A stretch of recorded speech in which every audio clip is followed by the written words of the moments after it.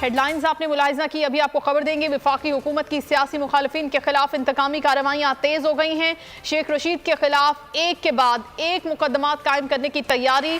सरगोदा सिलावाली में भी मुकदमे के लिए दरखास्त जमा करवा दी गई है। बिलावल भुट्टो और आसिफ जरदारी पर इल्जामात लगाए गए। दरखास्त गुजार की जानिब से ये कहा, गंगीन इल्जामात से वजीर खारजा बिलावल भुट्टो और उनका खानदान गैर महफूज है, जज्बात मजरूह हुए हैं, मुकदमा दर्ज किया जाए। सैयद मुबशिर बोल न्यूज़ के नुमाइंदा हमारे साथ हैं, उनसे हम मजीद जानेंगे इस दरखास्त के हवाले से। जी मुबशिर, बताइएगा कौन है दरखास्त गुजार और क्या इस्तदा की गई है इसमें? जी बिल्कुल, सिलावाली में पीपल्स पार्टी के कारकुन सैयद फरद शाह की जानिब से थाना सिलावाली में दरखास्त जमा करवाई गई है, जिसमें मौक़िफ़ अपनाया गया है कि सरबराह अवामी मुस्लिम लीग शेख रशीद ने पाकिस्तान बिलावल भुट्टो जरदारी वज़ीर खारजा और आसिफ अली जरदारी पर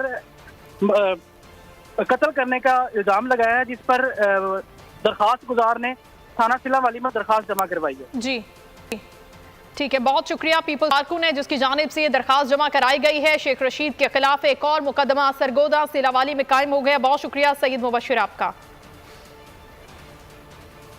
M6 हैदराबाद